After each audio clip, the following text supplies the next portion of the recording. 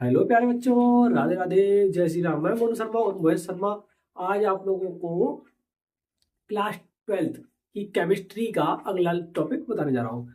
इससे पिछले लेक्चर में हम लोगों ने विलयन की सांद्रता को व्यक्त करने वाली विधियां, जिसमें हमने भार भार प्रतिशतता यानी कि द्रव्यमान द्रव्यमान प्रतिशतता, आयतन आयतन प्रतिशतता यानी कि वॉल्यूम वॉल्यूम परसेंटेज, भार आयतन प्रतिशतता, वेट वॉल्यूम परसेंटेज और पीपीएम और पीपीवी सांद्रताओं को पढ़ा था ना। ठीक है ना। जैसे किसी ने नहीं पढ़े थे वो दोबारा से एक बार देख ले, और जिसने वो वीडियो नहीं देखी है वो जाके वहां पे प्लेलिस्ट में हमारी देख ले। और वैसे तो हम एक बार रिवाइज करा ही रहे हैं, यानी कि भार भार प्रतिशतता क्या होती है, यानी कि मास मास या वेट वेट परसेंटेज क्या होती है, विलेय का भार बटे विलेन का भार। ठीक है, ग्राम में इंटू 100। आयतन आयतन विलेय का आयतन बटे विलेन का आयतन इंटू 100। ठीक है ना, जैसा कि हमने पढ़ा था। फिर उसके बाद क्या था, भार आयतन प्रतिशतता, विलेय का भार पहले है तो विलेय का भार बटे विलेन का आयतन इंटू 100। पीपीएम सांद्रता, विलेय का भार बटे विलेन का भार इंटू 10⁻⁶ यानी कि 10 लाख। 1 मिलियन में कितना होता है? 10 लाख, जैसा कि हमने पढ़ा था। आपको ये भी उसमें हम लोगों ने पढ़ा था, उसमें क्या देखा था कि अगर 5% भार से, 5% आयतन से, भार आयतन से यानी कि पीपीएम से 10%, इस तरह से भी हमने उनको अच्छी तरह से कवर किया था।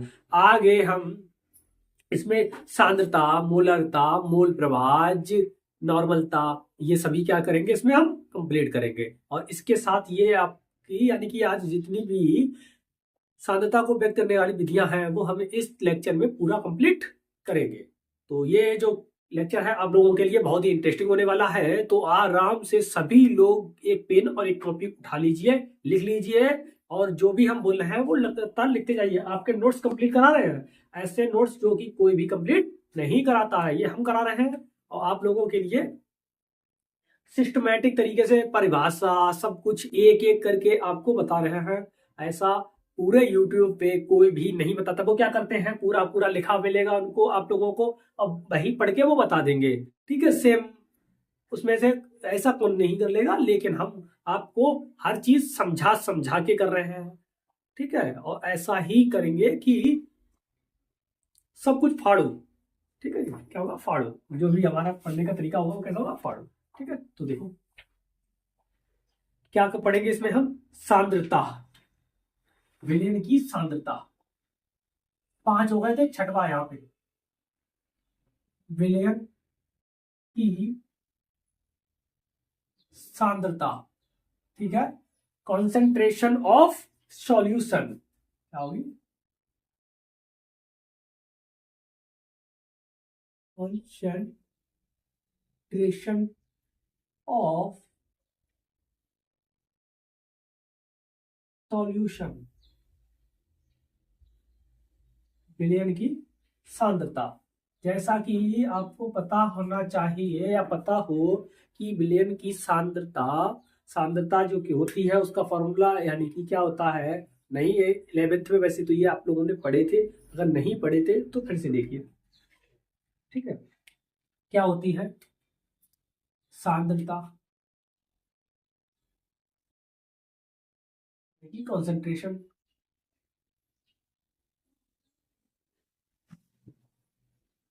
इक्वल होता है विलेय का भार का भार, वो भी किसमें होगा यहाँ पर, ग्राम में, बटे विलयन का आयतन। ठीक है, विलेय का भार यानी कि वेट ऑफ सॉल्यूट किसमें होगा, ग्राम में, upon volume of solution in litre. वो ग्राम में होता है, विलेय का भार ग्राम में लेंगे और आयतन किस में लेंगे, लीटर में लेते हैं। ठीक, अगर लीटर में ना लें, अगर लीटर में ना ले, अगर हम एमएल में ले, एमएल में ले तो क्या हो जाएगा, ग्राम तो वैसा ही रहेगा अपॉन लीटर की जगह पे ml हो जाएगा। 1 लीटर में कितने मिलीलीटर होते हैं सबको पता है, कितने होते हैं 1000। तो 1000 का क्या कर देंगे मल्टीप्लाई, ठीक है ना। तो ग्राम प्रति ml में आ जाएगा। अभी इसका जो यूनिट होगी वो क्या होगी, ऊपर ग्राम नीचे लीटर, तो ग्राम प्रति लीटर। तो इसकी यूनिट क्या होगी ग्राम पर लीटर, ठीक है ना। यूनिट क्या होगी इसकी ग्राम प्रति लीटर। तो लिख भी देंगे सांद्रता की इकाई, सांद्रता की इकाई the unit of concentration, unit of concentration क्या होती है ग्राम प्रति लीटर होगी या ग्राम प्रति मिलीलीटर, और क्या हो सकती है ग्राम प्रति मिलीलीटर होगी। कोई डाउट, ये थे इसकी यूनिट। अगर इसकी परिभाषा परिभाषा भी आप लोगों को बनाना बताई है, आप लोग जानते भी हो किस तरह से परिभाषा को हम लोग बनाते थे, बताइए डेफिनेशन क्या होगी इसकी, डेफिनेशन क्या होगी बताओ क्या होगी। देखो विलयन की सांद्रता निकालने का जो फॉर्मूला होता है विलय का भार बटे विलयन का आयतन, किसमें होगा लीटर में। जैसा कि याद कीजिए हमने पिछले लेक्चर में आपको बताया था कि परिभाषा निकालने के लिए सबसे पहले क्या करते थे, अगर यहाँ पर 100 था तो हम 100 ठीक है ले लेते थे 100 लीटर, यानी कि 100 लीटर विलयन के आयतन में या 100 लीटर विलयन में, इस तरह से कि विलय का भार विलयन की सांद्रता अगर वहां पे होता तो, लेकिन यहाँ पर नहीं है, कहीं है तो क्या करेंगे, इसमें कुछ नहीं है तो हर किसी में 1 का तो मल्टीप्लाई होता ही होता है। तो क्या करेंगे हम ले कहेंगे 1 लीटर बिलियन में, 1 लीटर बिलियन में उपस्थित विलय का भार, उपस्थित विलय का भार विलयन की सांद्रता कहलाती है, विलयन की सांद्रता कहलाती है। इन a liter solution the weight of solute in 1 liter solution, the weight of solute is called concentration of solution, is called concentration of solution। यानी कि लीटर 1 ले लिया, यानी कि बिलियन का जो आयतन लिया वो कितना हमने मान लिया 1 लीटर। तो 1 लीटर बिलियन में, 1 लीटर बिलियन में उपस्थित विलय का भार विलयन की सांद्रता कहलाती है। यूनिट ग्राम प्रति लीटर या ग्राम प्रति मिलीलीटर, मिलीलीटर लिखेंगे तो क्या करेंगे उसका 1000 का गुणा करेंगे, तो वो भी ठीक है ना, दोनों है। आगे देखिए परिभाषा भी हो गई इसकी। अब इसके क्या करेंगे हम न्यूमेरिकल्स को करेंगे, तब तक इसको नोट कर लीजिए, फिर हम न्यूमेरिकल के करेंगे, ठीक है नोट कर लीजिए।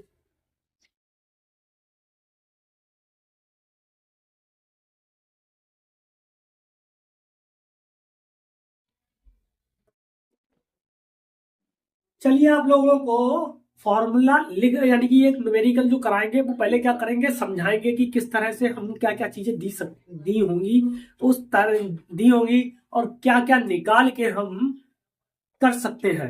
तो एक हम ले रहे हैं एग्जांपल अपनी तरफ से बना रहे हैं, देखो कैसे बनाएंगे, क्या क्या हमें दिया हो सकता है, यानी कि अगर सांद्रता निकालनी होगी तो हमें क्या क्या दिया होना चाहिए, विलय का भार वेट ऑफ सॉल्यूट, विलयन का आयतन यानी कि जो बन रहा है कितना बन गया है, यानी कि विलयन कितना बना लिया है, विलय को यानी कि सॉल्यूट को सॉल्वेंट में घोलने के बाद जो सॉल्यूशन बनेगा उसका आयतन क्या होगा, वो कितना ml होगा, उसका वॉल्यूम क्या होगा, तो वो हमें दिया होना चाहिए, तब हम ये निकाल सकते हैं, तभी निकाल पाएंगे ना।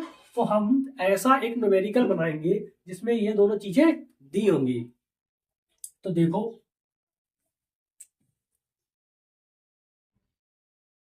5 ग्राम NaCl, NaCl का क्या फॉर्मूला है, NaCl किसका फॉर्मूला होता है सोडियम क्लोराइड का, किसका होता है सोडियम क्लोराइड का।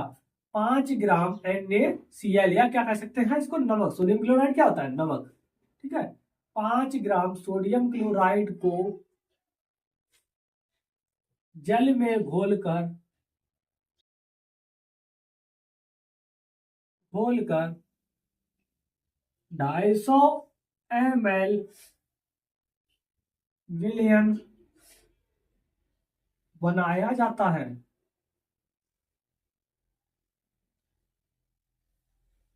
क्या किया? 5 ग्राम, ग्राम तो ग्राम में, घोलकर 250 ml विलयन में मिला, यानी कि घोल दिया गया और 250 ml विलयन हमारे पास प्राप्त हो गया, यानी कि ml विलयन का आयतन। तब विलयन की सांद्रता ज्ञात कीजिए। तो किस तरह से करेंगे? देखो, सॉल्यूशन को करने के लिए क्या करेंगे हम? सबसे पहले हमारे पास विलेय का भार, सांद्रता का फॉर्मूला क्या होता है? कंसंट्रेशन, सांद्रता पहले लिखो। सांद्रता बराबर, और किसमें लिखा लेंगे? ग्राम प्रति ml में, क्योंकि ml दिया गया है तो हम ml में ही निकाल लेंगे। जैसा कि हमने फॉर्मूला बताया था, क्या होता है? विलेय का भार, विलेय का भार यानी कि इसमें विलेय कितना दिया गया है? 5 ml, जिसको घोला जाता है तो वो 5 ग्राम, सॉरी ग्राम, ठीक है, अपॉन विलयन का आयतन। विलयन का आयतन कितना दिया गया है? कितना कर लिया जाता है? 250 ml। 250 ml हमारे में क्या पता है आप लोगों को कि लीटर में, लीटर में है, यहाँ पे ml में दिया गया है, तो क्या करेंगे? मल्टीप्लाई कितने का? 2000 का? नहीं भाई, 1000 का। कितने का करेंगे? 1000 का, 1000 का। तो कर दीजिए, इससे ये काट दिया, कितना बचेगा? 4, ठीक है, 25 चौको 100, यानी कि कितना हो गया? 4। और 4 का मल्टीप्लाई कर दिया तो कितना आ जाएगा? 4 पंजे 20, 20। तो इसका मतलब है 20 प्रति 20, और ये ग्राम है, और प्रति ml, तो ग्राम पर ml, यानी कि क्या आया? 20 ग्राम प्रति मिलीलीटर। अगर इसी को हम मिलीलीटर को लीटर में चेंज करेंगे तब भी आ जाएगा, ठीक है ना? तो क्या है कि तरह से, सॉरी रुको रुको, देखो, ग्राम प्रति, ये ml से चेंज कर दिया ना, तो चेंज कर दिया तो ये लीटर में हो गया है, तो ये लीटर आएगा, ग्राम प्रति लीटर, ठीक है। ml में अगर हम डायरेक्ट ml में रखते तो ग्राम प्रति ml में आता, तो हम 1000 का मल्टीप्लाई नहीं करते, ठीक है। तो हमने कर दिया है, तो ये किस में आ गया? लीटर में कन्वर्ट हो गया है, ठीक है। ml था, ml से कर दिया तो लीटर में कन्वर्ट हो गया है, तो ग्राम प्रति लीटर हो जाएगा, ठीक है ना? इस तरह से करते हैं, क्योंकि सबको पता है ml में 1000 का डिवाइड किया तो कितना हो जाएगा? लीटर हो जाता है, ठीक है।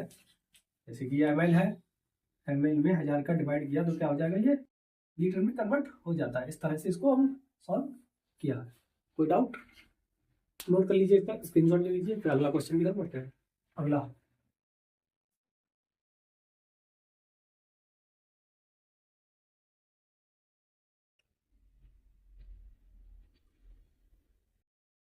देखिए अगला क्या है? अगली होगी विलय की नॉर्मलता। विलयन की नॉर्मलता कैसे निकालते हैं? साथी, विलयन की नॉर्मलता, नॉर्मेलिटी ऑफ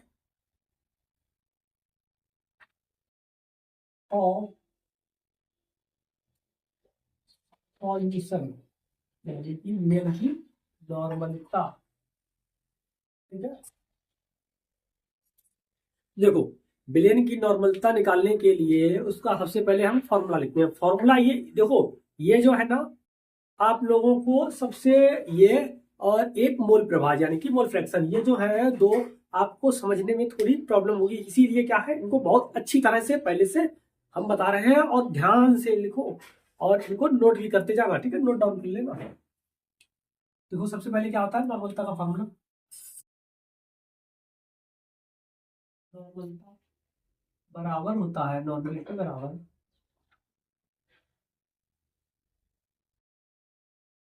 बराबर विलेय का तुल्यांकी भार। विलेय का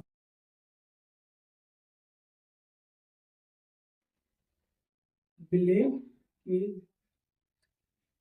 विलेय के ग्राम तुल्यांकों की संख्या, विलेय के ग्राम तुल्यांकों की संख्या बटे बिलियन का आयतन, इसमें लीटर। ठीक, देखो नॉर्मलिटी क्या होती है, विलेय के ग्राम तुल्यांकों की संख्या, number of gram equivalents of solute upon volume of solution. ठीक है ना, ये होती है विलेय के विलयन की नॉर्मलता का फॉर्मूला। अगर ml में दिया जाए तो क्या करेंगे, लीटर में कन्वर्ट करने के लिए 1000 का मल्टीप्लाई कर लेंगे। ठीक है ना, तो इस तरह से इनको हम लिख लेते हैं। ठीक, अगला क्या होगा, देखो इसका, हाँ इसमें विलेय के ग्राम तुल्यांकों की संख्या, विलेय के ग्राम तुल्यांकों की संख्या, विलेय के ग्राम तुल्यांकों की संख्या यहाँ पर दिया गया है, पता कैसे निकालते हैं, नहीं पता, तो उसके लिए भी एक फॉर्मूला होता है। क्या होता है, विलेय के ग्राम तुल्यांकों की संख्या कैसे निकालते हैं वो भी देखो। ग्राम तुल्यांकों की संख्या, ग्राम तुल्यांकों की संख्या का भी एक फॉर्मूला होता है। क्या होता है, विलेय का भार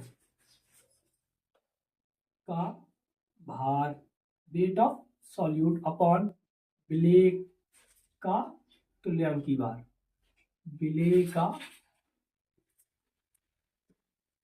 तुल्यांकी भार। ठीक, अब तुल्यांकी भार क्या होता है वो पहले आपको पता होना चाहिए, बताते हैं। देखो ये क्या है, जहाज, अगर यहाँ पर सबसे पहले ग्राम तुल्यांकों की संख्या निकालनी हो तो विलेय का भार कितना होगा, उसमें विलेय के तुल्यांकी भार क्या डिवाइड करना पड़ेगा। विलेय का तुल्यांकी भार कैसे निकालते हैं वो भी देख लो। विलेय का तुल्यांकी भार बराबर होता है अणुभार बटे क्षारकता।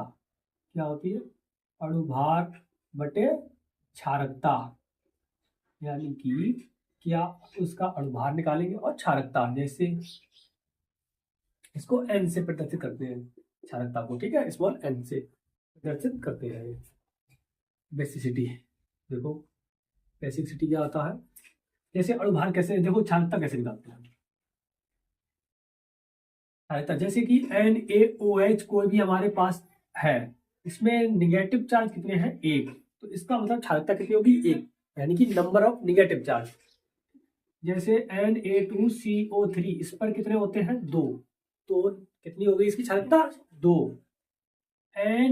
H2SO4 ले लो, अगला H2SO4 सल्फ्यूरिक एसिड, इस पे कितने होते हैं, 2, तो इसका मतलब है इसकी बेसिसिटी कितनी हो गई, 2। तो इस तरह से क्षारकता निकालते हैं। तो फिर से देखो क्या है, नॉर्मलता का फॉर्मूला है विलेय के ग्राम तुल्यांकों की संख्या बटे विलेय का आयतन लीटर में। ठीक, और मोलों की संख्या यानी कि ग्राम तुल्यांकों की संख्या कैसे निकालते हैं, जहां ग्राम तुल्यांकों की संख्या यानी कि कैसे निकालेंगे, विलेय का भार बटे विलेय का तुल्यांकी भार। तुल्यांकी भार निकालने का भी फॉर्मूला क्या होता है, अणुभार बटे क्षारकता।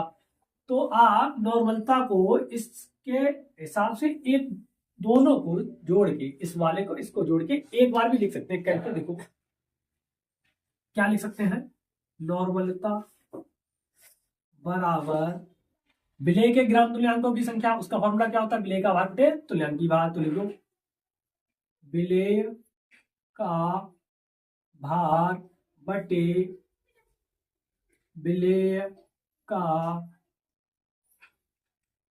तुल्यांकी भार।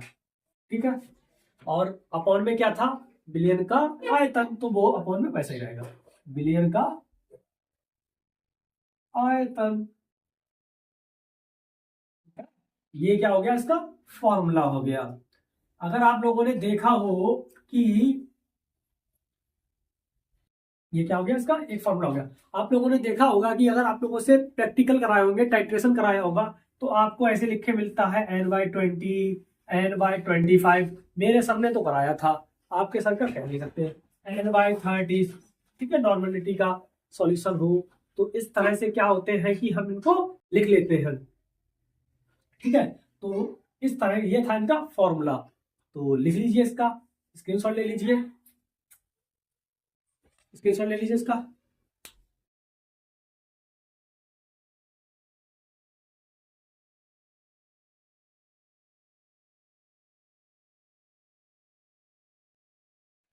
देखिए एक न्यूमेरिकल को भी हम करते हैं। न्यूमेरिकल कैसा है, देखिए अंकित प्रश्न। न्यूमेरिकल यानी कि अंकित प्रश्न क्या है, देखो 4 ग्राम NaOH 4 ग्राम सोडियम हाइड्रोक्साइड को जल में घोलकर, ये जो 4 ग्राम दिया इसका मतलब है विलेय का भार जिसको घोला गया है। घोलकर विलयन का कुल आयतन यानी कि टोटल विलयन का आयतन कितना कर दिया गया है, 250 ml 250 ml कर दिया गया है। विलयन की नॉर्मलता ज्ञात कीजिए, find the normality of solution. ठीक है, 4 gram NaOH dissolved in water. The total volume of solution is 250 ml. Find the normality of solution. तो विलयन की नॉर्मलता ज्ञात कीजिए। देखो करते हैं सॉल्यूशन को। सॉल्यूशन को करने के लिए क्या करेंगे, सबसे पहले हमें जो चीजें दी हैं हम उसको लिख लेंगे। क्या क्या दिया गया है, 4 ग्राम NaOH, तो NaOH यानी कि विलेय का भार कितना दिया गया है, 4 ग्राम। विलयन का कुल आयतन 250 यानी कि 250 हो जाता है, तो विलयन का आयतन, विलयन का आयतन कितना हो गया, 250, ठीक है, ml दिया गया है। आगे जरूरत क्या है, विलेय का तुल्यांकी भार। विलेय का तुल्यांकी भार निकालना है तो वो भी लिख लो। विलेय का तुल्यांकी भार बराबर, ठीक है, तो विलेय का तुल्यांकी भार क्या होता है, अणुभार बटे क्षारकता। क्या होती है, अणुभार बटे क्षारकता, जैसा कि हमने निकाल चुके हैं। अणुभार, अणुभार कैसे लिखते हैं, अणुभार निकालने का तरीका क्या होता है, इसकी कितना होगा अणुभार सोडियम हाइड्रोक्साइड का, देखो लिखते हैं, इधर लिखना है छोटा सा, ठीक है, NaOH का अणुभार कैसे निकालेंगे, Na+O+H, इसके देखो सबके Na का कितना होता है 23, O का 16 प्लस 1 कितना हो गया 40, तो अणुभार कितना आ गया इसका 40, ठीक है ना। Na का मॉलिक्यूलर वेट 23, ऑक्सीजन का 16, हाइड्रोजन का 1 इक्वल टू कितना आ गया 40। तो इससे हम निकाल लेंगे क्या हो जाएगा हमारा, अणुभार कितना दिया 40 बटे क्षारकता, क्षारकता कितनी आएगी, इस पर निगेटिव चार्ज कितना है 1, तो 1, इसका तुल्यांकी भार, विलेय का तुल्यांकी भार कितना आ गया टोटल 40, तुल्यांकी भार क्या आया 40। आगे देखो, आगे क्या करना है हमें, इसका नॉर्मलता निकालना है, तो नॉर्मलता निकालने का फॉर्मूला लगा दो, रख दो सबकी वैल्यू। नॉर्मलता, विलेय का भार, विलेय का भार कितना दिया गया है 4 ग्राम, ठीक है ना, 4 ग्राम दिया है, बटे विलेय का तुल्यांकी भार कितना निकाला हमने 40, गुणे विलयन का आयतन कितना है 250, ठीक है, ml, लेकिन हमें किस में निकालना होता है लीटर में, और लीटर से निकालने के लिए क्या करते हैं 1000 का मल्टीप्लाई कर दीजिए, काट दिया कितना आ गया 4, काट दिए, ठीक है, कितना आ गया 4/10, 4/10 का मतलब क्या होता है 0.4 मोल पर लीटर, क्या होता है मोल पर लीटर। जहां पर भी विलेय के तुल्यांकों की संख्या, मोलों की संख्या आ जाए तो तुल्यांक प्रति लीटर क्या होता है यूनिट। तो इस तरह से हम निकाल सकते हैं इसका न्यूमेरिकल। क्या किया, फिर से एक बार सुन लो सबसे अच्छा, फॉर्मूले में किन किन चीजों की जरूरत है उनको हम निकाल लेंगे। किन किन चीजों की जरूरत है, विलेय का भार जरूरत है, तो विलेय का भार दिया है वो निकालना पड़ेगा, अगर ना दिया हो तो, ठीक, दिया है तो हमने ले लिया। विलेय का तुल्यांकी भार, विलेय का तुल्यांकी भार निकालना भी पड़ेगा क्योंकि जरूरत है। कैसे निकालते हैं, विलेय के अणुभार बटे विलेय की क्षारकता, लिख लिया, फॉर्मूला लगा के हमने निकाल लिया। अगला क्या है, विलयन का आयतन, दिया है तो ठीक, नहीं दिया है तो हम निकालेंगे। यहाँ पे हमें सब चीज दी है तो हमने रख ली है, क्योंकि हमने अभी क्या करें कि समझाने के लिए छोटे छोटे सरल सरल प्रश्नों को ले रहे हैं। इसके बाद आपको जब इसको न्यूमेरिकल्स कराए जाएंगे, यानी कि पर्सनली जब न्यूमेरिकल्स ही होंगे, जब सिर्फ न्यूमेरिकल होंगे, तब इसके जो भी क्वेश्चंस होंगे सबको सॉल्व किया जाएगा, जितने भी आपके मॉडल में आएंगे या जो भी आए हैं उनको किया जाएगा। तो इनका स्क्रीनशॉट ले लीजिए, इसका ले लीजिए स्क्रीनशॉट, फिर अगले की तरफ बढ़ते हैं। ले लीजिए स्क्रीनशॉट, स्क्रीनशॉट ले लिया।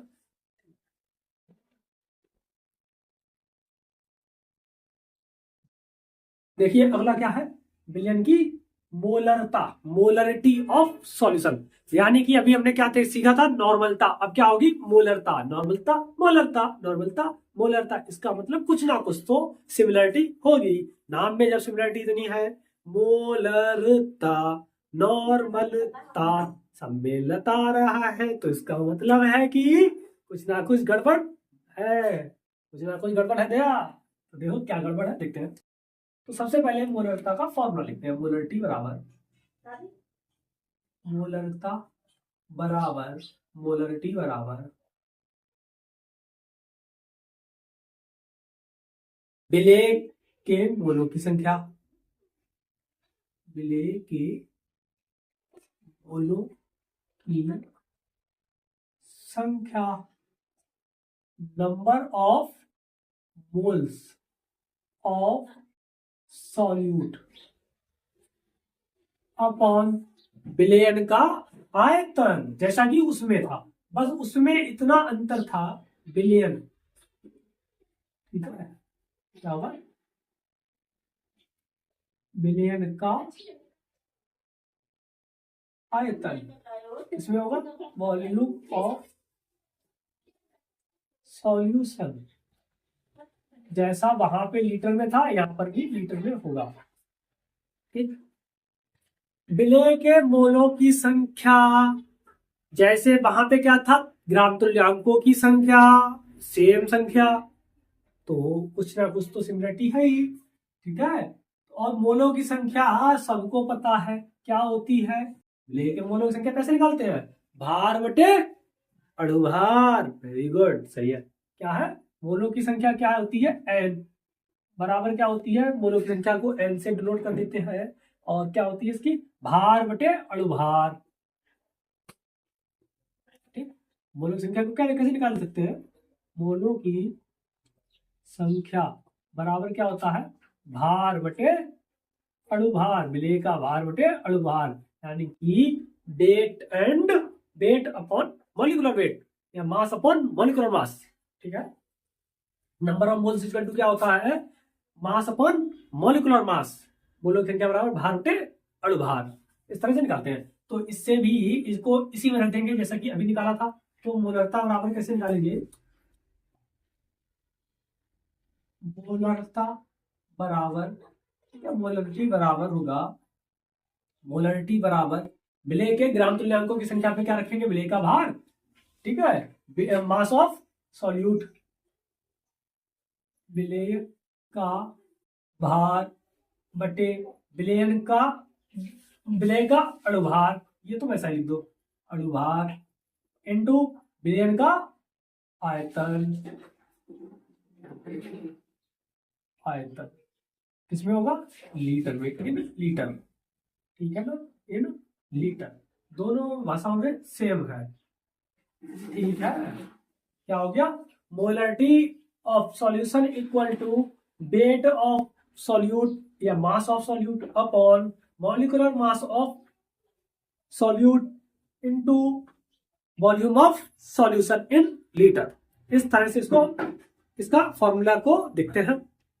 अब इसका एक न्यूमेरिकल भी करना होगा। इसकी डेफिनेशन बता दें क्या होती है, डेफिनेशन जैसा कि हम बताते रहे हैं तो यहां पर भी बताते हैं, डेफिनेशन यानी कि परिभाषा,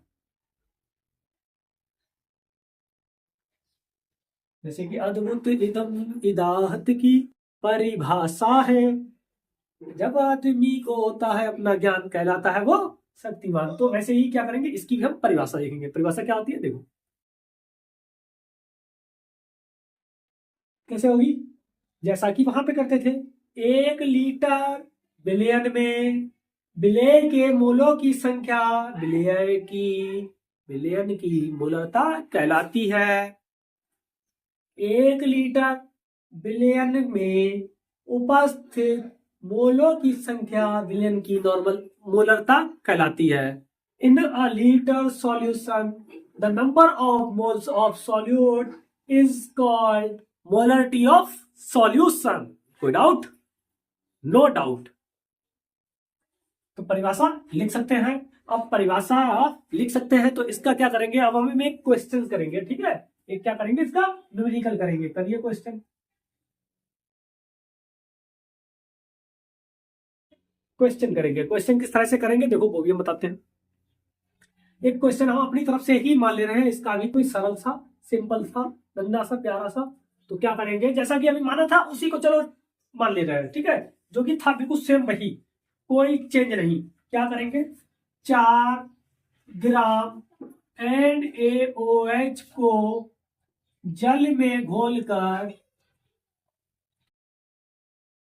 विलयन का कुल आयतन, विलयन का कुल आयतन 250 ml कर दिया। विलयन की मोलरता ज्ञात कीजिए। कोई डाउट? ठीक, बिल्कुल सेम सवाल वही उतार दिया, जिसमें विलय का भार दिया है, अणुभार पता है, और नॉर्मल मोलरता पूछी है। तो मोलरता इसकी उतनी ही आएगी जितनी की उसमें आई थी। क्यों? क्योंकि इसमें विलय के मोलों की संख्या क्या होती है, भार बटे अणुभार। उसमें क्या होती थी, भार बटे तुल्यांकी भार। और तुल्यांकी भार भी कैसे निकालते थे, तुल्यांकी भार कैसे निकालते, अणुभार बटे क्षारकता। बिल्कुल सेम। तो इससे भी बिल्कुल सेम वही आंसर आने वाला है जैसा कि पहले आया था। तो देखो हम फिर भी लिखेंगे, करेंगे, ठीक है ना। हम एक करेंगे, इसको जरूर करेंगे। तो देखो करते हैं सॉल्यूशन। क्या क्या दिया गया है, विलय का भार दिया गया है कितना, 4 ग्राम।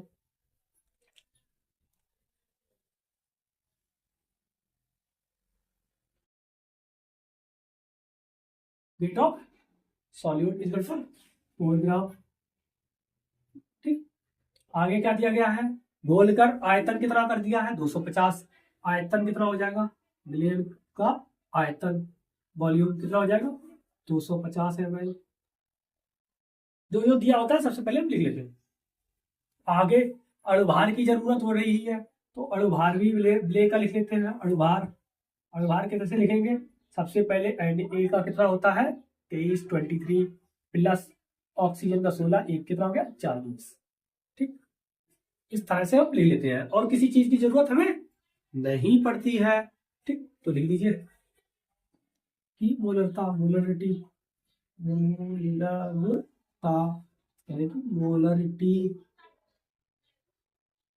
इक्वल, सबसे पहले क्या होता है, विलय का भार। विलय का भार कितना दिया गया है, 4 ग्राम बटे अणुभार कितना आएगा, 40 गुणे विलयन का आयतन कितना है, 250 ml में दिया है, हमें लीटर में करना है। तो क्या करेंगे, 100, ठीक है, 1000 का मल्टीप्लाई, काट दिया कितना, 4 काट दिया कितना बचा, 10। तो 4 बटे 10 का मतलब कितना होता है, 0.4 मोल पर लीटर। ठीक है, कोई डाउट? No doubt.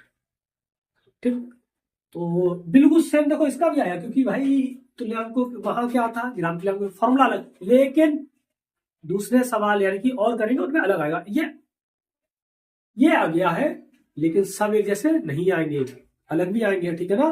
क्योंकि क्षारकता कहीं पे 2 हो सकती है, लेकिन अणुभार तो सब में सेम निकालते हैं। यहाँ पर तो अणुभार अगर जैसे कि उसमें हमें क्षारकता निकालनी होती थी, तो क्षारकता इसकी तो एक है। जैसे अगर हम मान लो यहाँ पे हम चेंज कर दें, Na2CO3 कर दें, यानी कि सोडियम कार्बोनेट कर दें। सोडियम कार्बोनेट की क्षारकता कितनी होती है, बेसिसिटी 2 होती है। तो यहाँ पर अपॉन 2 करेंगे तो 20 बचेगा, 20 बचेगा तो कैलकुलेशन से आंसर दूसरा आएगा। कितना आ जाएगा, 20 आया, 20 आया तो 20 आया तो 0.8 आएगा। तो 0.8 आया, इसका मतलब अलग आएगा, अलग आएगा। तो अलग भी आता है, ये आ गया सेम, लेकिन सब नहीं आएंगे। तो ये नहीं गलती करना कि नॉर्मलता आई है, मोलरता पता है तो मोलरता लगा दी, मोलरता आई है, नॉर्मलता पता थी तो नॉर्मलता का फॉर्मूला लगा दिया। ऐसा नहीं करना है, आपको जो पूछा जाए वही करना है। सेम एक करा लिए हैं, लेकिन सब सेम नहीं आएंगे, ठीक है ना। तो स्क्रीनशॉट ले लीजिए इसका, फिर अगला करते हैं।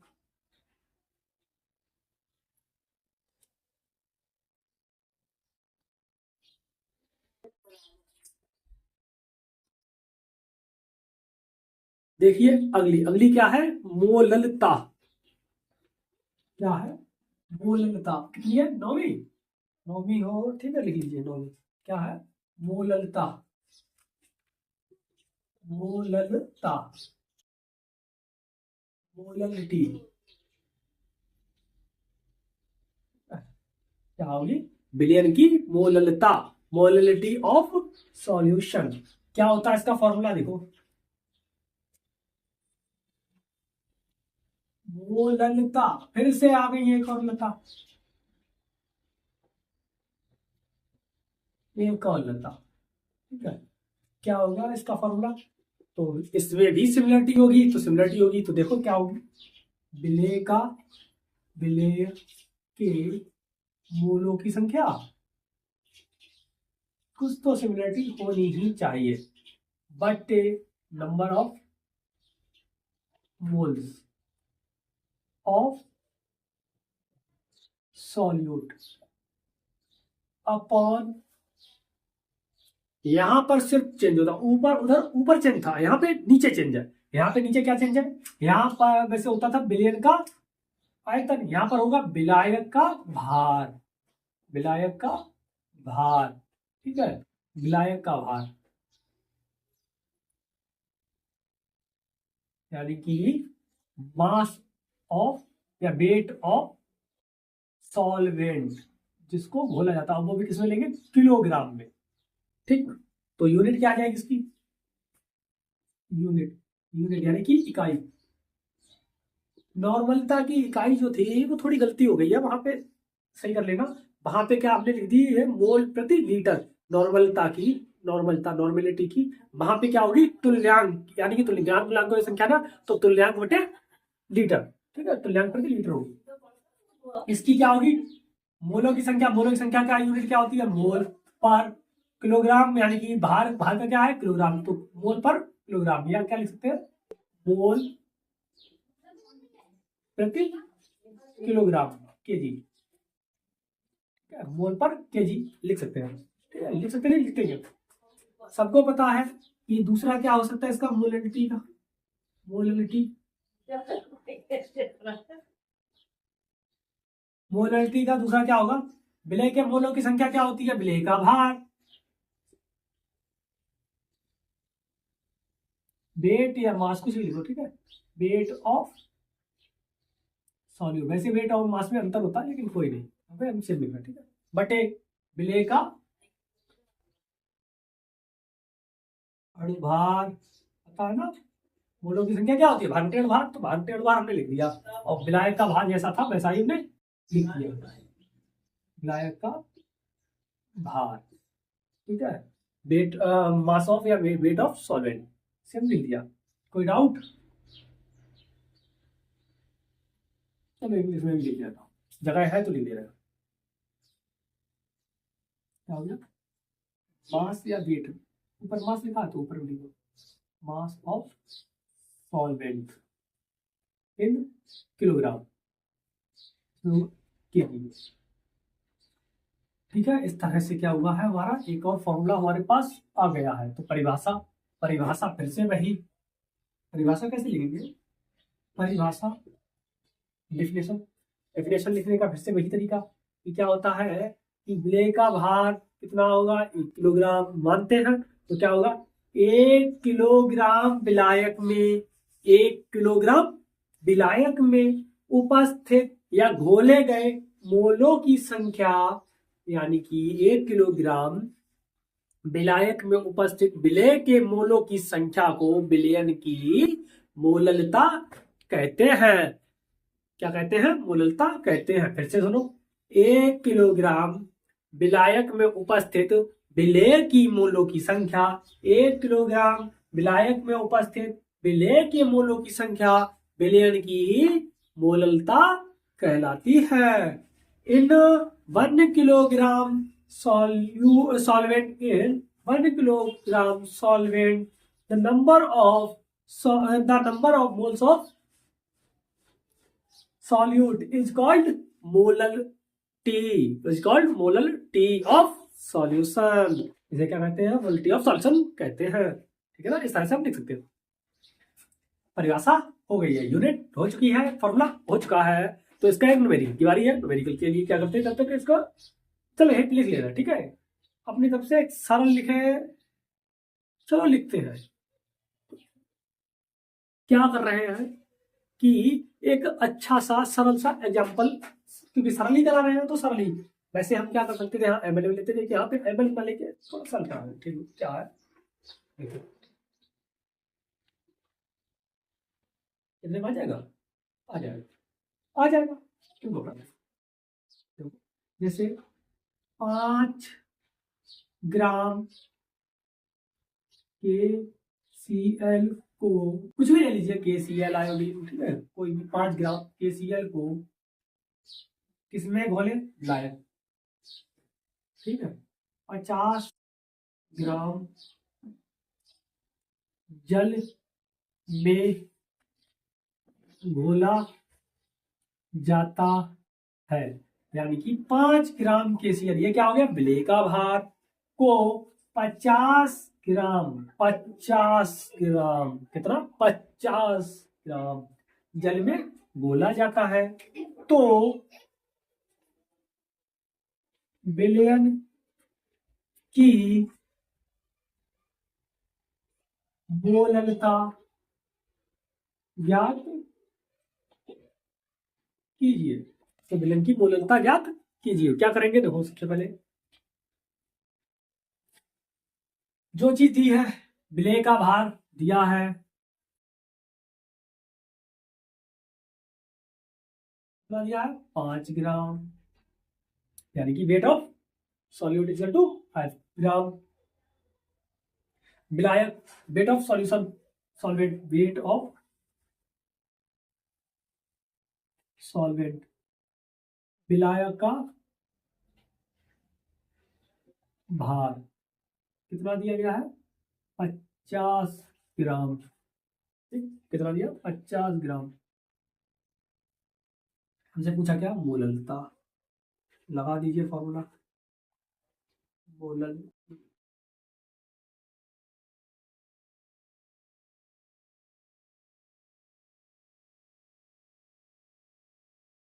इक्वल क्या होती है?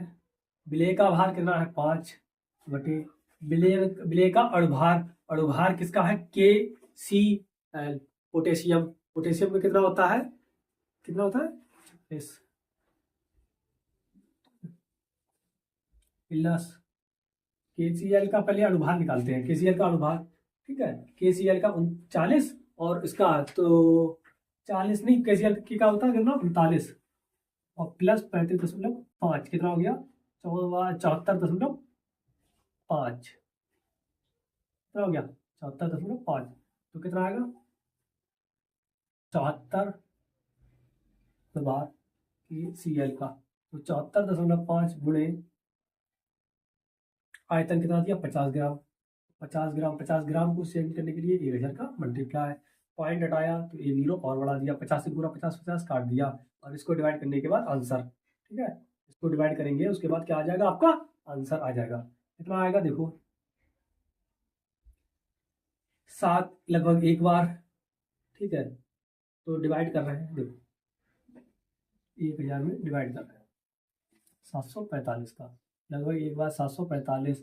कितना? अच्छा, 5 इधर से गया तो इधर हो गया हमारा 9, 9 में से गया तो 5, 4, 5, यहाँ पे बचे 9, 2 जीरो बढ़ाया 3, आएगा 3, तो लगभग 1.3 के समथिंग आंसर इसका आएगा। इस तरह से हम इसको भी कर लेंगे। ठीक है ना, और इसकी यूनिट क्या होगी? मोल पर किलोग्राम, मोल प्रति किलोग्राम इसकी यूनिट होगी। तो स्क्रीनशॉट ले लीजिए इसका, फिर हम करते हैं अगले क्वेश्चन को। स्क्रीनशॉट ले लीजिए इसका।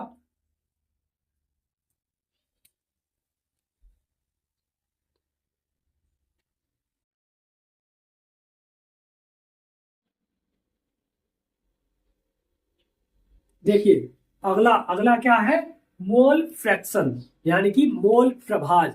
और मोल प्रभाज जो है ना, ये आप लोगों का सबसे बड़ा टॉपिक, यानी कि ये जो है अभी तक जो भी हमने 9 पढ़े हैं, ठीक है, चाहे वो द्रव्यमान द्रव्यमान प्रतिशतता, आयतन आयतन प्रतिशतता, द्रव्यमान आयतन प्रतिशतता, पीपीएम सांद्रता पीपीएम सांद्रता, पीपीवी सांद्रता, ठीक है, और उसके बाद सांद्रता, उसके बाद हमारा नॉर्मलता, मोललता, मोललता, और उसके बाद ये है जो मोल प्रवाज। और ये जो मोल प्रवाज है ना, इनमें सब में सबसे बड़ा है, ठीक है ना, सबसे बड़ा है, लेकिन कठिन बिल्कुल नहीं है, ये आता भी है, ठीक है।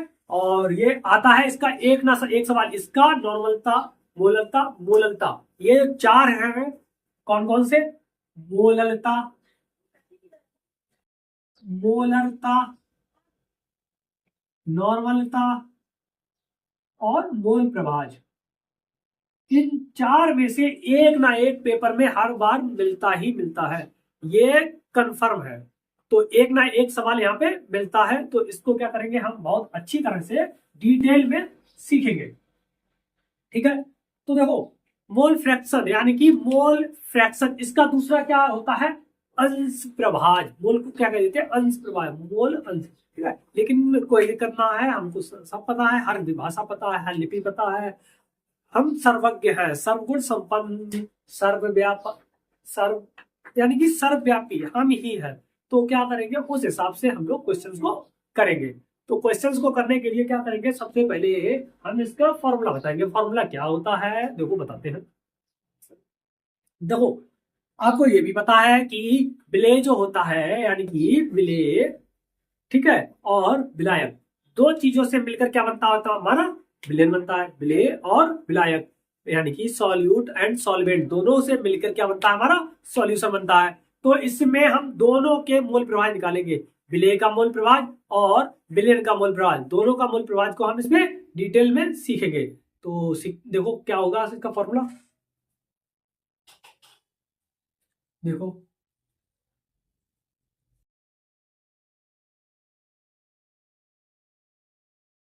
विलेय का मोल प्रभाव, मोल फ्रैक्शन ऑफ विलेय का मोल प्रभाज, ठीक है, मोल ऑफ सॉल्यूट बराबर क्या होता है? विलेय का मोल प्रभाव बराबर होता है विलेय के मोलों की संख्या। अगर यहाँ पर विलेय का मोल प्रभाव पूछा जाएगा तो ऊपर विलेय के मोलों की संख्या रखेंगे, अगर विलायक का मोल प्रभाव पूछा जाएगा तो ऊपर विलायक के मोलों की संख्या रखेंगे, ठीक है। तो क्या निकालेंगे? विलेय के मोलों की संख्या बटे विलयन के मोलों की संख्या, विलयन के मोलों की संख्या। और विलयन में कौन कौन सी चीजें होती हैं? 2 चीजें होती हैं, क्या होती हैं? एक विलेय के मोलों की संख्या, एक विलेय होता है, और दूसरा क्या होता है? विलायक होता है। एक विलेय होता है, दूसरा क्या होता है? विलायक होता है। यानी कि हमें दोनों चीजों की निकालनी पड़ेगी मोलों की संख्या, विलेय के और विलायक के, ठीक है, दोनों की निकालनी पड़ेगी।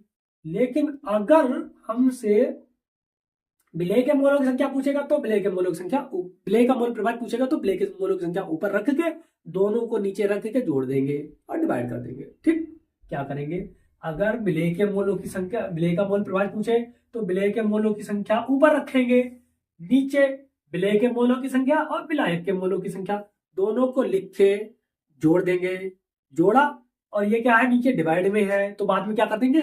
डिवाइड कर देंगे, ठीक। क्या करेंगे? डिवाइड कर देंगे।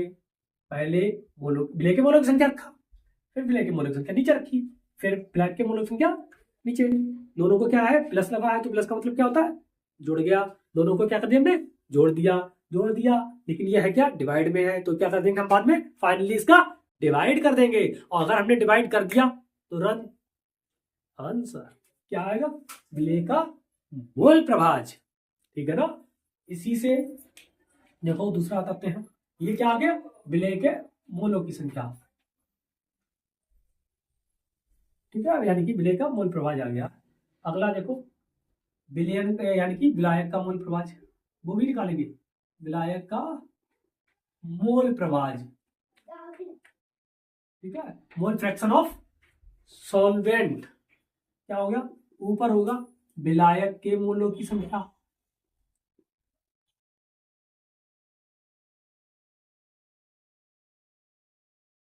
बट्टे फिर से वही विलेय के मोलों की संख्या। तो होता क्या है विलेय के मोलों की संख्या, यानी कि विलेय, विलेय कैसे लिखते हैं, विलेय होगा और विलायक होगा, दोनों होंगे, दोनों के मोलों की संख्या निकाल के क्या करेंगे, जोड़ देंगे। क्या करेंगे कि मोलों की संख्या निकाल के दोनों को क्या कर देंगे, जोड़ देंगे। ठीक है ना, इस तरह से हम इसका विलायक का मोल प्रभाज निकाल लेंगे। अगर विलायक का मोल प्रभाज और विलेय के मोल प्रभाज दोनों को आपने निकाल लिया, सीधी सी बात है, अगर विलेय के मोल प्रभाज और विलायक का मोल प्रभाज दोनों को अगर हमने निकाल दिया, ठीक है, इसको स्मॉल एन से और इसको कैपिटल एन से डिनोट करते हैं। ठीक है, अगर हम चाहें लिख सकते हैं small n and capital n. अगर small n and capital n यानी कि विलेय के मोलों की संख्या, देखो लिखते हैं विलेय का मोल प्रभाज, विलेय का मोल प्रभाज और विलायक का मोल प्रभाज, विलायक का मोल प्रभाज। ठीक है, अगर दोनों को निकाल के जोड़ दे, दोनों को निकाल के मोल प्रभाज को निकाल के अगर दोनों को हमने क्या कर दिया, ऐड कर दिया है, जोड़ दिया है, तो इसकी वैल्यू हमेशा कितनी आएगी, 1 आएगी। ये आपको हमेशा याद रखना है। ये क्या है आपके पास, एक नोट हम बता रहे हैं, एक नोट टाइप में। ठीक है, दोनों को मिलकर कितना आना चाहिए, हमारा 1 आना चाहिए। ठीक है ना, विलेय का मोल प्रभाज यानी कि mole fraction of solute and mole fraction of solvent, the sum of mole fraction of solute and mole fraction of solvent is equal 1। कितना होता है, इज 1। कितना होता है, 1 होता है। इन दोनों का सम जो होता है वो कितने के बराबर होता है, 1 के बराबर होता है। ठीक है, इसको नोट कर लीजिए, बहुत अच्छी चीज है और ये लिखते जाना। ठीक है, अभी हम बता रहे हैं, एक काम और करो कि पहले ये भी बता दें कि विलेय की मोलक संख्या क्या होती है। विलेय की मोलक संख्या कैसे निकालते हैं, विलेय का भार बटे अणुभार, किसका, विलेय का अणुभार। अगर ऐसे ही हम विलायक के मोलों की संख्या निकालेंगे तो विलायक के मोलों की संख्या क्या आएगी, विलायक का भार बटे विलायक का अणुभार, विलायक का भार बटे विलायक का अणुभार आएगा। ठीक है ना, तो इस तरह से हम निकालेंगे। और ये जो फॉर्मूले हैं ये आप लोग याद कर लीजिए, 10 के 10, और इन 10 से कम 4 नंबर आपके पक्के, कम से कम कितने, 4 नंबर आपके पक्के, कोई नहीं रोक सकता है, 4 नंबर। ठीक है, एक ना एक अंक के प्रश्न न्यूमेरिकल आएगा, कम से कम एक न्यूमेरिकल क्या आएगा, इससे आएगा। ठीक है, कम से कम एक न्यूमेरिकल आता ही आता है, और ये फाइनल है। ठीक है, ये क्या है, फाइनल है जो हम बोल रहे हैं। ठीक है, ये क्या है, बात हमारी फाइनल है। ठीक, तो ये फॉर्मूले अच्छी तरह से लिख लीजिए। वैसे हिंदी में बोल दिए, इंग्लिश में मतलब इंग्लिश में बता दिए, और हिंदी में तो लिखा लिखा है, दोनों भाषाओं में। और ये जो हम आपको बताते हैं, चाहे वो सीबीएसई बोर्ड का बच्चा हो, चाहे वो यूपी बोर्ड का बच्चा हो, चाहे वो बिहार बोर्ड, कोई भी बोर्ड का हो, जो अगर आपका साइंस पढ़ रहा है तो उनके सबके लिए ये बहुत ही ज्यादा आवश्यक है। ये जो लेक्चर है ये सिर्फ 12th के लिए नहीं, ये 11th के लिए, 12th, दोनों के लिए अति आवश्यक है, दोनों के लिए अति आवश्यक है, यानी कि ये बहुत अच्छा है। तो स्क्रीनशॉट ले लीजिए इसका। ठीक है, क्या लिख लीजिए इसका स्क्रीनशॉट ले लीजिए स्क्रीनशॉट। अगला प्रश्न करते हैं, अगला इसका न्यूमेरिकल करते हैं। देखिए, अब हम अगला, यानी कि ये जो न्यूमेरिकल ऊपर देखो हमने लिखा है, ये जो न्यूमेरिकल लिखा है इसको हम सॉल्व करेंगे। इसको सॉल्व करने के लिए क्या लिखा है पहले ये हम पढ़ते हैं। तो सबसे पहले पढ़ेंगे तो पढ़ते हैं, क्या लिखा है, 900 ग्राम जल में यानी कि 900 ग्राम जल, जल का क्या दे दिया यहाँ पर, भार दे दिया। यानी कि जल क्या होता है, विलायक होता है। यानी कि यहाँ पे विलायक का भार दे दिया कितना, 900 ग्राम। तो जो दिया गया है वो भी लिख लेंगे हम, ठीक। एसीटोन के 5.8 ग्राम घोले गए, यानी कि एसीटोन, उसमें कुछ घोला गया, यानी कि विलेय का भार, यानी कि ये सॉल्वेंट का वेट दिया गया है और ये सॉल्यूट का वेट दिया गया है, सॉल्वेंट एंड सॉल्यूट दोनों का वेट दिया गया है। विलयन में जल तथा एसीटोन के मोल प्रभाज ज्ञात कीजिए, यानी कि जल का भी मोल प्रभाज ज्ञात करना है और एसीटोन दोनों का मोल प्रभाज ज्ञात करना है, ठीक। और एसीटोन तथा जल का अणुभार दिया गया है। एसीटोन का अणुभार 58 दिया गया है, जल का अणुभार 18 दिया गया, 18 दिया गया, ठीक। The molecular weight of acetone is 58 and molecular weight of water is 18 दिया गया। अगर नहीं दिया होता तो हम निकाल लेते। एसीटोन का फॉर्मूला क्या होता है, CH3CO, CH3। एसीटोन CH3 क्या होता है, CH3CO CH3। हम यहाँ से भी निकाल सकते थे। कार्बन का 12, हाइड्रोजन का 1 तो 3, ठीक है, ऑक्सीजन का 16, सबको जोड़ के कितना होता, 58, ठीक है, क्रम से जोड़ देते हैं, आ जाता 58। तो हम वो भी निकाल सकते थे, लेकिन उन्होंने दे दिया है, कैलकुलेशन हमारी सरल कर दी है, तो हम सरल कर दिए तो हम सरल को ही देखेंगे, तो हम नहीं निकालेंगे। लेकिन निकालना आपको सिखा देना फिर भी, ठीक है, क्योंकि अगर नहीं दिया हो तब क्या करेंगे।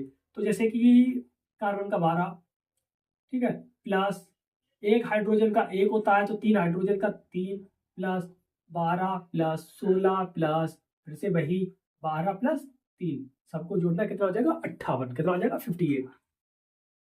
H2 का, H का कितना होता है, एक H का होता है 1, तो 2 H है तो 2 हो गया, और 16 ऑक्सीजन का होता है, तो 2 और 16 18, ठीक हो जाता है। इस तरह से हम लिख सकते हैं। हाँ, हमसे पूछा क्या है, एसीटोन तथा जल दोनों का मोल प्रभाज पूछा है। हमारे पास 2 ऑप्शन है।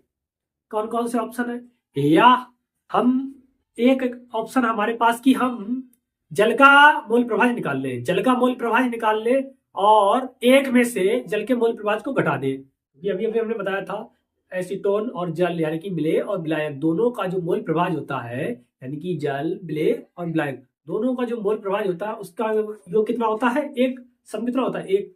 तो हम किसी एक को निकाल के एक में से घटा देंगे, दूसरा आ जाएगा।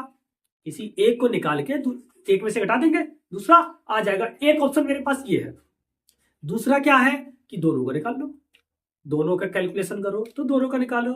लेकिन हम बहुत ही शातिर हैं, सबको पता है, हम वो कराएंगे जिससे आपको दोनों चीजें सीखने को मिले, ठीक है। तो क्या करेंगे, हम दोनों तरीके कराएंगे, ठीक है। क्या कराएंगे, हम इसमें दोनों तरीके कराएंगे, ठीक है। तो देखो कैसे करेंगे।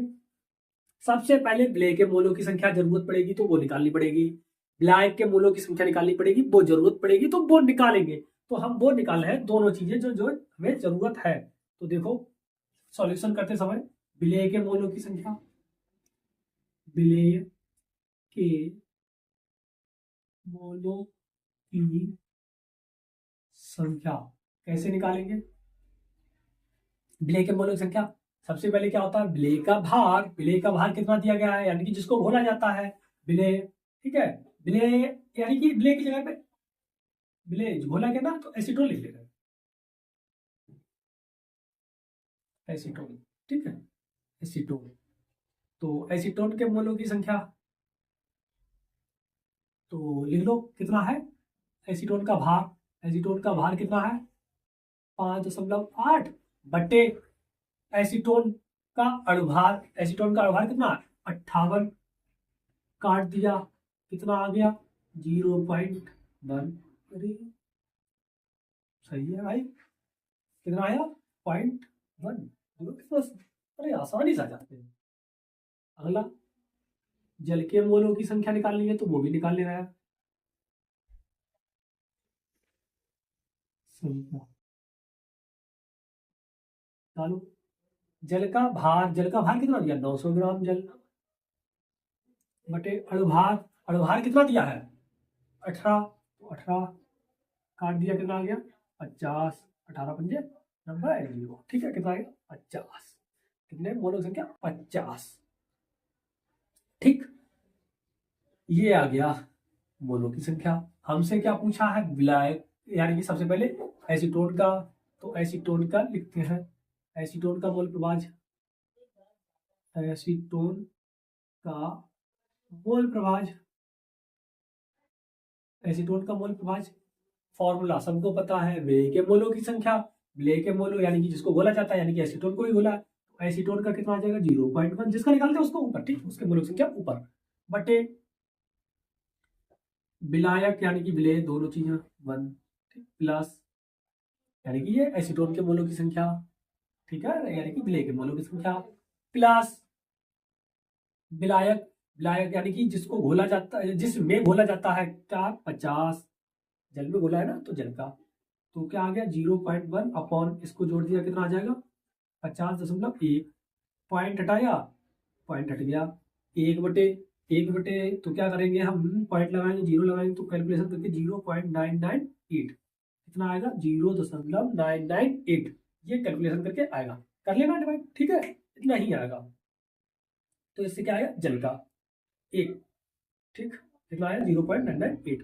दूसरा, अगर हम जल के मोल प्रभाज निकालते हैं, जल का मोल प्रभाज, जल का मोल प्रभाज, जल का मोल प्रभाज का फॉर्मूला क्या होता है, जल के मोलों की संख्या ऊपर रहेगी, ऊपर रख दो, बटे वही विलेय के मोलों की संख्या यानी कि एसीटोन के मोलों की संख्या प्लस जल के मोलों की संख्या, ठीक है ना, विलेय के मोलों की संख्या ऊपर, बटे विलेय, विलेय में क्या होता है, विलेय, विलेय क्या है एसीटोन, एसीटोन के मोलों की संख्या प्लस, तो प्लस विलायक, विलायक क्या है जल, जल के मोलों की संख्या, दोनों को जोड़ के तो आएगा 50/50.1, और 50.1 को हटाया, 0 बढ़ाया, कितना आ जाएगा 0.002, क्योंकि इसका आएगा 0.998, तो इसका कितना आएगा 0.002, यानी कि दोनों को जोड़ के कितना आना चाहिए 1, ठीक है, तो दो देख लो, अगर विश्वास ना हो तो दोनों को जोड़ दो, ये तो आ गया इसका मोल प्रभाज, ये आया एसीटोन का, वो आ गया जल का मोल प्रभाज। अगर इसी में हम दोनों को देखते हैं मोल प्रभाज, दोनों को जोड़ के, तो 0 पॉइंट यानी कि पहले लिख रहा है एसीटोन का मोल प्रभाज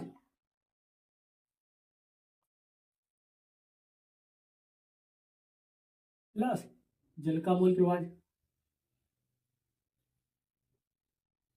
दोनों को जोड़ना, तो एसीटोन का कितना 0.998 प्लस 0.002 किसका है जल का, दोनों को जोड़ दिया, कितना आ गया, अरे ये तो हमने जो बताया था वो बिल्कुल सही बताया था, अरे वाह हम भगवान हो गए, वेरी गुड, जो हम बताते वही हो जाता है ये तो क्या है कि इस तरह से हमने ये मोल प्रभाज निकाल लिया है, मोल प्रभाज निकाल लिया है, तो हम इसको सॉल्व कर सकते हैं, कर लिया है हमने, ठीक है ना, तो इस तरह से हमने सभी यानी कि सांद्रता को व्यक्त करने वाले सभी ही चीजें सीख ली हैं, सभी विधियां, सांद्रता को व्यक्त करने वाली सभी विधियों को हमने बहुत अच्छी तरह से सीख लिया। तो ये जो टॉपिक है, इस टॉपिक के साथ, इस लेक्चर के साथ आपका जो चैप्टर है 80 to 90% समाप्त हो गया है, कितना 80 to 90% लगभग समाप्त हो गया है, और ये जो था 80 to 90% आपका इस टॉपिक के साथ, इस लेक्चर के साथ आपका चैप्टर समाप्त हो गया है, तो इसको बहुत आसानी से, बहुत प्यार से सब लोग इसको बहुत ज़्यादा प्यार दीजिए इस लेक्चर को, और हमारे चैनल को सब्सक्राइब, लाइक, कमेंट कीजिए, ठीक है, और जिसके यानी कि लोगों के पास शेयर भी कीजिए, जिससे कि ज़्यादा से ज़्यादा लोग हमारे इस लेक्चर का मजा ले पाए, और हमारे जैसे कि आपके सामने पढ़ाया है वो तो आपको दिखाई दे रहा है, अच्छा पढ़ाया है खराब पढ़ाया, तो वो कमेंट बॉक्स में बताओ और हमें प्यार दीजिए, ठीक है ना, तो स्क्रीनशॉट ले लीजिए इसका, ले लीजिए, तब तक के लिए भाई राधे राधे, जय श्री राम, जय हिंद, वंदे मातरम।